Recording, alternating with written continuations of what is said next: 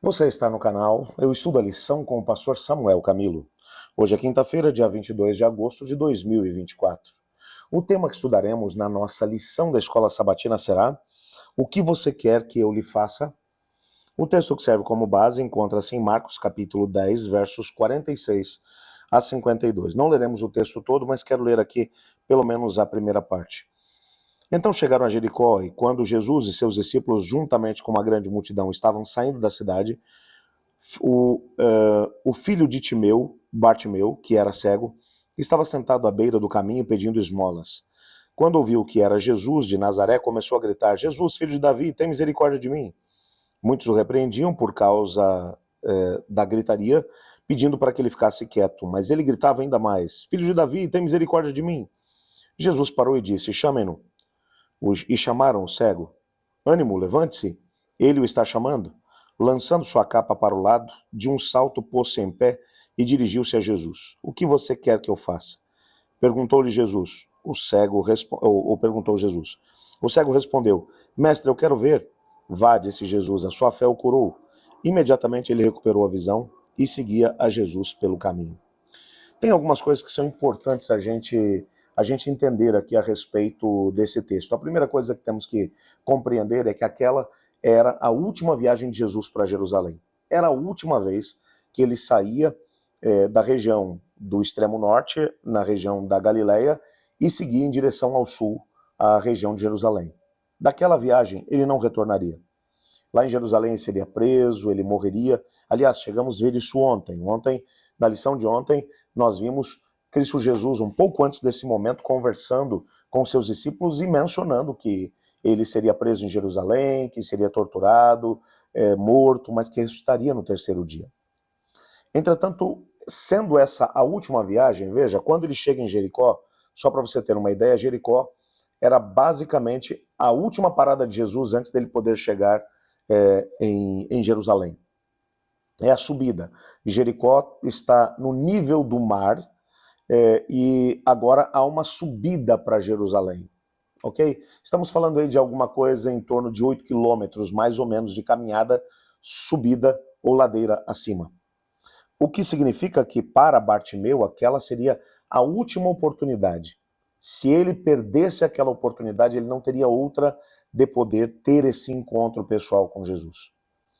O texto vai mencionar também que um outro detalhe que é muito importante é que até esse ponto no contexto do Evangelho de Marcos, com poucas exceções, Jesus dizia sempre às pessoas que não contasse a ninguém sobre os seus milagres ou sobre o que ele tinha feito, sobre quem ele era. Nesse relato, a gente encontra uma outra realidade. Bartimeu está gritando: Jesus, filho de Davi. Bom, isso aqui a gente tem que parar e pensar. Chamar Jesus de filho de Davi seria o mesmo que dizer que Jesus era o Messias. Por quê? Porque dizer que Jesus era o filho de Davi significava que ele se sentaria no trono de Davi, que ele reinaria sobre Israel. Era exatamente isso que esse termo, filho de Davi, representava. Então, quando ele vai chamar Jesus de filho de Davi, ele está falando exatamente sobre isso. Nessa época, envolvia pelo menos dois conceitos na teologia das pessoas, e o nosso guia de estudos vai mencionar os dois. O primeiro conceito era do retorno de um rei ao trono de Israel. E aí existe uma quantidade de textos aqui no nosso guia de estudos que dão base para isso. A ideia de que esse personagem ele realizaria curas e ao mesmo tempo expulsões de demônios, ele efetuaria grandes maravilhas para poder abençoar o seu povo. Então, esses dois elementos estavam intimamente relacionados com a ideia de Jesus como filho de Davi. Então, a gente está falando de alguém que, de alguma forma, já tinha ouvido falar sobre Jesus, que acreditava em Jesus como Messias. Quando ele ouve o barulho da multidão, ele pergunta quem é. Quando dizem para ele que é Jesus, ele grita bem alto: Jesus, filho de Davi, tem misericórdia de mim. Talvez tenha sido exatamente por causa desse espírito que Jesus tinha manifestado nas curas anteriores, quando ele dizia: não contem nada a ninguém, não falem nada para ninguém, que as pessoas, talvez até alguns dos discípulos de Jesus mesmo, tenham dito: fique quieto, não incomode o mestre. porque ele estava não apenas clamando a Jesus por ajuda, mas ele estava usando um título messiânico para Jesus. O mais interessante é que Jesus não o repreende, Jesus vai mandar um recado para ele. Digam para ele que eu já estou indo. Jesus vem até onde ele está, e então agora vai acontecer uma outra coisa. Jesus vai olhar para ele e vai perguntar: o que você quer que eu faça? E a fé de Bartimeu é uma coisa extraordinária, porque ele vai dizer a Jesus: Senhor, eu quero ver. E Jesus simplesmente opera o milagre dizendo: ok, então veja. E imediatamente seus olhos são abertos. E o texto vai mencionar que ele segue a Jesus. Ele vai passar a seguir a Jesus pela estrada. Ou seja, ele vai com Jesus para Jerusalém. E não existe aqui nenhum tipo de pedido da parte de Jesus para que ele se calasse. Quando você vai unir agora essa mesma ideia àquilo que o Evangelho de João também vai mencionar no capítulo 11, Jesus ressuscita Lázaro, e quando ele vai entrar de forma triunfal em Jerusalém, o livro das Atos das Nações vai mencionar que era Lázaro quem segurava as rédeas do jumentinho enquanto Jesus estava montado, e que haviam centenas de pessoas que haviam sido curadas por ele, que gritavam Hosana ao filho de Davi. Provavelmente Bartimeu estava entre essas pessoas. É a primeira vez que Cristo Jesus não vai pedir sigilo, muito pelo contrário, ele permite que o indivíduo siga até Jerusalém. É interessante que essa história é o encerramento da sessão de discipulado em Marcos, servindo como uma espécie de complemento e apoio para a história da cura de um outro homem cego, lá de Marcos capítulo 8, versos 22 a 26. As duas histórias acabam ilustrando que o discipulado consiste em ver o mundo e ao mesmo tempo a realidade com novos olhos.